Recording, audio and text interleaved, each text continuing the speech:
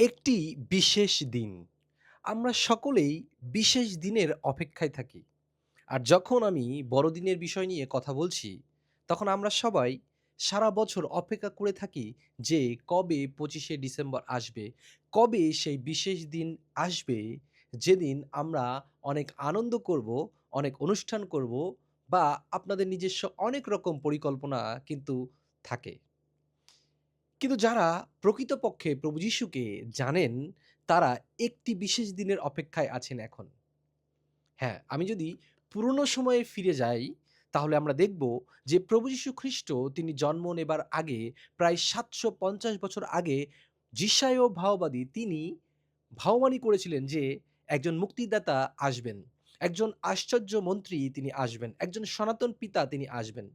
আর তারপর থেকে লোকেরা অনেক ব্যতিব্যস্ত হয়ে পড়েছিল যে অপেক্ষা করছিল যে মসীহ তিনি আসবেন যিনি আমাদেরকে রক্ষা করবেন এবং সমস্ত কিছু থেকে আমাদেরকে রক্ষা করবেন। সমস্ত রোগ, সমস্ত কষ্ট, সমস্ত দুঃখ থেকে আমাদেরকে রক্ষা করবেন। এই জগৎকে রক্ষা করবেন। সকলে তখন অপেক্ষা ছিল যে কবে সেই বিশেষ দিন আসবে।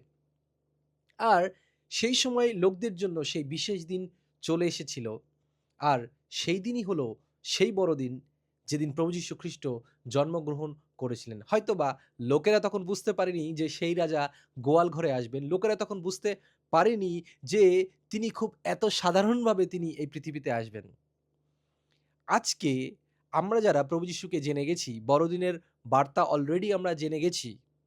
আজকে কিন্তু আমরা আর সেই দিনের অপেক্ষায় নেই বা ২৫শে ডিসেম্বরের অপেক্ষায় নেই।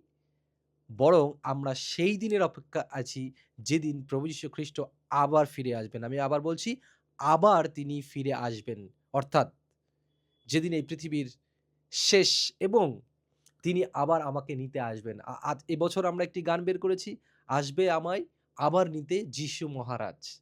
তিনিই হলেন এই পৃথিবীর আসল শান্তি রাজ। তাই সেই শান্তিরাজ প্রকৃত শান্তি দিতে আমাদেরকে নিতে আসবেন। সে সময় লোকেরা মনে করেছিল যে ইনস্ট্যান্ট প্রভু যীশু তিনি আসবেন আর সবকিছুর সমাধান তিনি করে ফেলবেন। কিন্তু এমন নয়, কিন্তু তিনি জন্মগ্রহণ করে সমাধানের পথ, পাপ থেকে মুক্তির পথ তিনি তৈরি করেছিলেন। এইজন্যই বলছে যে কারণ ঈশ্বর জগৎকে এমন প্রেম করলেন যে তিনি তার একজাত পুত্রকে দান করলেন। তিনি আমাদেরকে এসেই শাস্তি দিতে চাননি, বরং তিনি আমাদেরকে এসে সেই পথ দেখাতে চেয়েছেন। এমনকি প্রভু যীশু খ্রিস্ট তিনি প্রচার করেছেন যে, "স্বর্গরাজ্য সন্নিকট, তোমরা মন ফিরাও।" তাই তিনি বলছেন যে, খুব তাড়াতাড়ি সেই দিন আসছে। তিনি থাকতেই তিনি বলেছেন। আজকে ২০২৫ বছর হয়ে গেছে এবং অনেকেই আজকে এই বিষয় নিয়ে হাসাহাসি করে। আসলেই কি সেই দিন আসবে? ঠিক ৭৫০ বছর আগে সেই ৭৫০ বছর ধরে লোকেরা অপেক্ষা করছিল। আজকে অনেকেই সেই অপেক্ষা করতে, করতে তারা তাদের ধৈর্য হারিয়ে ফেলেছিল এবং তারা পাপের পথকে বেছে নিয়েছিল। কিন্তু আজকে ঠিক একইভাবে সেম চ্যালেঞ্জ আমাদের কাছে পড়েছে যে তিনি আবার ফিরে আসছেন আমাদেরকে নিতে সেই একটি দিনের অপেক্ষায়, সেই একটি বিশেষ দিনের জন্য অপেক্ষা আমরা করছি। গোয়াল ঘরের জন্য নয়, বরং তিনি আমাদেরকে নিতে আসবেন সেই দিনের অপেক্ষায়। তুরিধ্বনি বাজবে। একটা একটা সত্যিকারের অর্থে আনন্দ যে হ্যাঁ, আমার প্রভু এবার এসছেন সেই বেশে, মহারাজা বেশে। সেই জবাব দিতে যারা আজকে আমাদেরকে অপমান করে, কষ্ট দেয়, অত্যাচার করে, যারা বুঝতে পারে না। তাই একটি বিশেষ দিন, সেই একটি বিশেষ দিনের জন্য আপনি কি নিজেকে প্রস্তুত করছেন কিনা? নাকি সেই ২৫শে ডিসেম্বরের জন্য আপনি অপেক্ষা করে আছেন যে সেই দিন কবে আসবে, আমি সেলিব্রেশন করব এবং অনেক খাওয়া-দাওয়া করব। হ্যাঁ, ওই দিনের জন্য একটু চার্চে যাব। আর সারা বছর আমাকে খুঁজে পাওয়া যাবে না এমনটা নয়। কিন্তু প্রতিদিন আপনি প্রস্তুতি গ্রহণ করুন গোয়াল ঘরের জন্য না, বরং স্বর্গরাজ্যের জন্য, প্রভুর জন্য যিনি আমাদেরকে আবার নিতে আসবেন। আর তখন কি আপনাকে আমাকে তিনি চিনতে পারবেন কিনা? সেই সম্পর্ক আমাদের আছে কিনা? তখন যদি আপনি বলেন, "প্রভু যিশু আমি তো অনেক লাইটিং করেছি। প্রভু যিশু আমি তো আপনার যে জন্মদিনের সময়ে আমি অনেক কিছু অনেক খাওয়া-দাওয়া করেছি, অনেক লোকদেরকে সেবা করেছি।" কিন্তু প্রভু তখন বলবে, "আমি তোমাকে চিনি না। কারণ আমি যে ফিরে আসবো, সেই যে প্রস্তুতি তোমার জীবনে দরকার ছিল, তুমি তা শুধু সেই ২৫শে ডিসেম্বর বা ধর্মীয় আচার অনুষ্ঠানের মধ্যেই রেখেছ।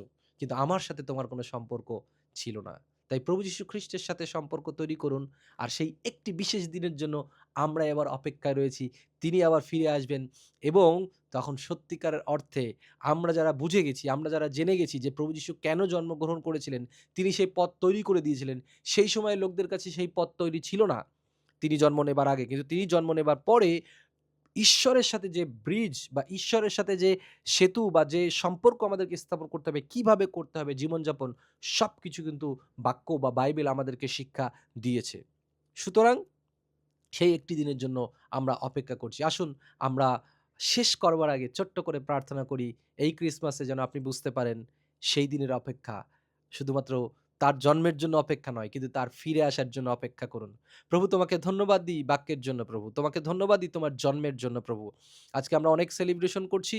ক্রিসমাস নিয়ে আমরা সারা বছর অনেক রকম কিছু ভাবি এবং একটি বিশেষ দিনের জন্য আমরা অপেক্ষা করি। কিন্তু আজকে যারা প্রকৃতপক্ষে তোমাকে জানে, সেই একটি বিশেষ দিনের জন্য আমরা অপেক্ষা করছি।